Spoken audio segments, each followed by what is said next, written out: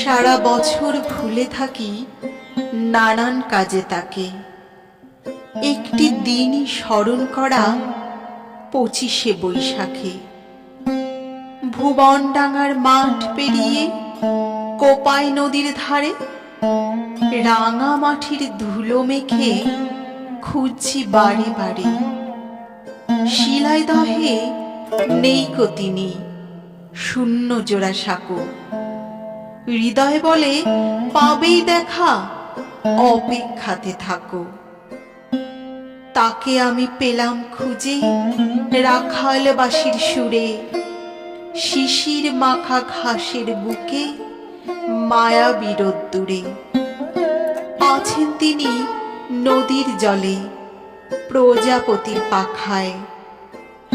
তার কবিতা দক্ষিণ হাওয়ায় দোলে হিজল শাখায়।